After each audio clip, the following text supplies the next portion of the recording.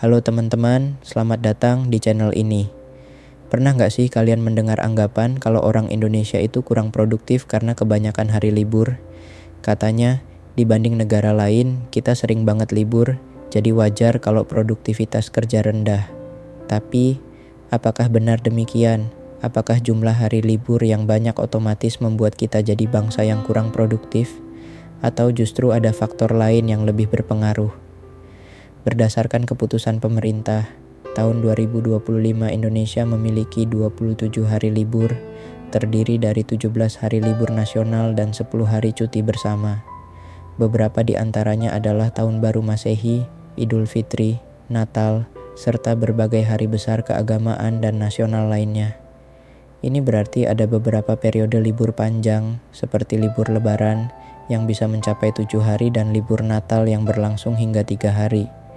Sekilas jumlah ini memang terlihat banyak, tapi apakah ini benar-benar berdampak buruk pada produktivitas?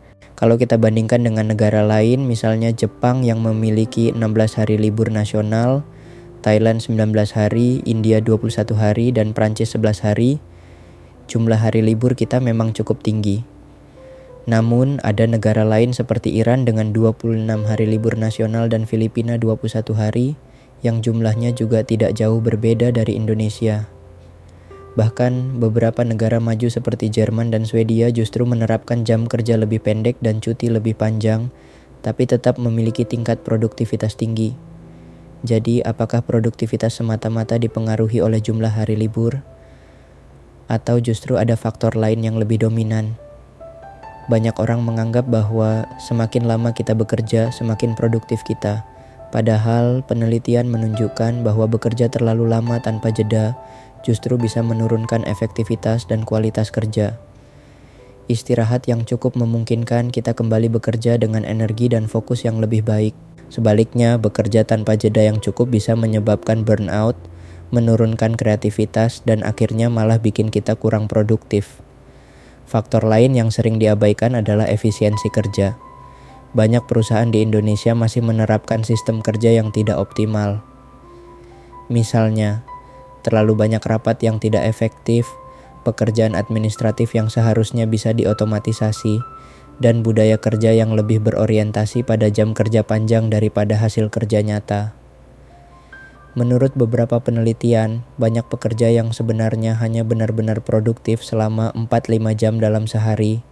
Sisanya dipakai untuk mengobrol, mengecek media sosial, atau sekadar menunggu instruksi dari atasan.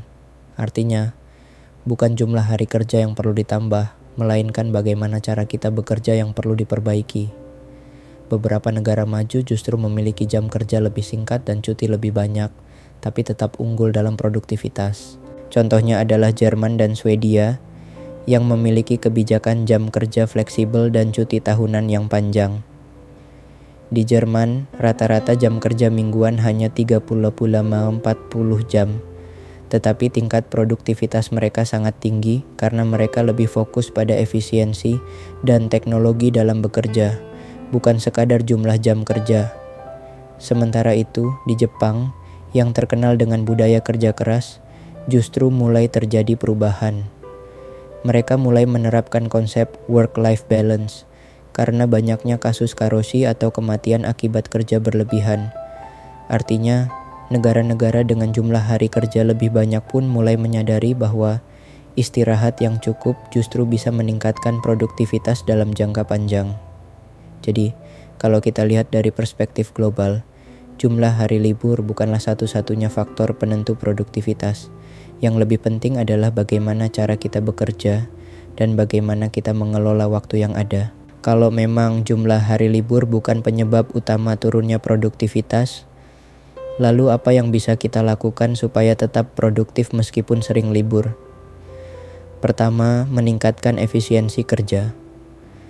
Banyak perusahaan di Indonesia masih mengukur kinerja berdasarkan jumlah jam kerja, bukan hasil kerja. Padahal, pendekatan output oriented atau berfokus pada hasil lebih efektif dalam meningkatkan produktivitas. Perusahaan perlu mulai menerapkan sistem kerja yang lebih fleksibel, di mana karyawan bisa bekerja dengan lebih efisien tanpa harus duduk di kantor selama 8-9 jam tanpa hasil yang maksimal.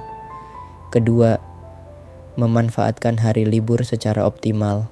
Hari libur bukan hanya untuk rebahan atau jalan-jalan, tapi juga bisa dimanfaatkan untuk evaluasi kinerja, belajar hal baru, atau mengembangkan keterampilan pribadi. Misalnya, banyak orang sukses yang memanfaatkan waktu liburnya untuk membaca buku, mengambil kursus online, atau merencanakan strategi kerja yang lebih efektif ke depannya. Ketiga, menggunakan teknologi untuk meningkatkan produktivitas. Di era digital ini, pemanfaatan teknologi sangat penting dalam meningkatkan efisiensi kerja. Banyak perusahaan yang sudah mulai mengadopsi kerja fleksibel, remote working, dan otomatisasi proses kerja. Misalnya penggunaan tools seperti Trello, Notion, atau Asana bisa membantu dalam manajemen project, sementara komunikasi bisa lebih efisien dengan platform seperti Slack atau Microsoft Teams. Dengan teknologi yang tepat, pekerjaan bisa selesai lebih cepat, dan waktu kerja bisa lebih efisien. Keempat, menjaga keseimbangan antara kerja dan kehidupan pribadi. Work-life balance yang sehat justru bisa meningkatkan produktivitas jangka panjang. Bukannya makin rajin, kerja terus-menerus tanpa istirahat justru bisa membuat kita lebih cepat lelah dan kurang produktif. Oleh karena itu, penting untuk menerapkan sistem kerja yang lebih fleksibel dan berorientasi pada hasil, bukan sekadar mengejar jam kerja panjang. Jadi apakah benar banyaknya hari libur di Indonesia membuat kita kurang produktif? Jawabannya tidak sesederhana itu. Jumlah hari libur bukan satu-satunya faktor yang menentukan produktivitas sebuah negara. Yang lebih penting adalah bagaimana kita memanfaatkan waktu kerja, budaya kerja yang diterapkan, serta bagaimana kita menggunakan teknologi untuk bekerja lebih efisien. Hari libur yang cukup justru bisa meningkatkan kesejahteraan pekerja, yang pada akhirnya berdampak positif pada produktivitas jangka panjang. Jika kita bisa memanfaatkan waktu kerja dengan lebih efektif, bekerja dengan sistem yang lebih efisien, dan mengelola hari libur dengan baik, maka produktivitas tidak akan terpengaruh, meskipun jumlah hari libur di Indonesia cukup banyak. Nah, bagaimana menurut kalian? Apakah kalian merasa hari libur di Indonesia terlalu banyak? Atau justru kalian merasa bahwa hari libur itu penting untuk keseimbangan hidup? Tulis pendapat kalian di kolom komentar ya.